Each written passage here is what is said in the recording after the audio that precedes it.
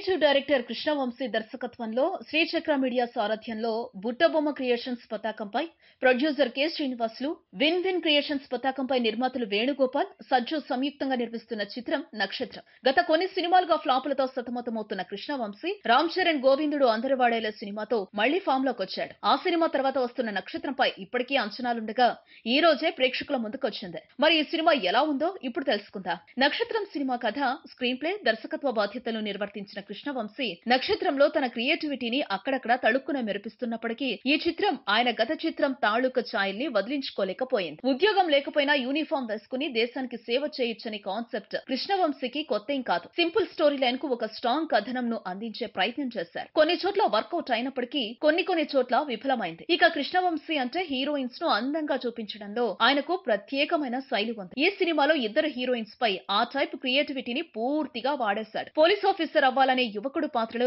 సందీప్ కిషన్ చాలా చక్కగా నటించాడు. తన ఎమోషన్స్ ఇంటెన్సిటీతో ఆకట్టుకున్నాడు. అలెగ్జాండర్ పాత్రలో తేజ ఒదిగిపోయాడు. చాలా సెటిల్డ్, యాక్టివ్, పవర్ఫుల్ గా నటించాడు. నెగిటివ్ పాత్రలో తనీష్ పర్వాలేదనిపించాడు. ప్రజ్ఞా జైస్వాల్, రెజినా గ్లామర్ షో ఆకట్టుకుంది. శ్రీకాంత్ నారోజ్ అందించిన సినిమాటోగ్రఫీ బాగుంది. పాటలు వినడానికి ఒకటో రెండో బాగున్నా విజువల్స్ పరంగా అన్ని పాటలు ఆకట్టుకున్నాయి. ఎడిటింగ్ పర్వాలేదు. డైలాగ్స్, నిర్మాణ విలువలు బాగున్నాయి. సినిమాను చాలా రిచ్ గా నిర్మించారు. మొత్తానికి కృష్ణవంశీ మరో ఫ్లాప్ ని చవి చూడాల్సి వచ్చింది. కొత్తదనం లేకపోతే ప్రేక్షకులు ఎవరి సినిమానైనా ఆదరించరు అని మరోసారి రుజువైంది.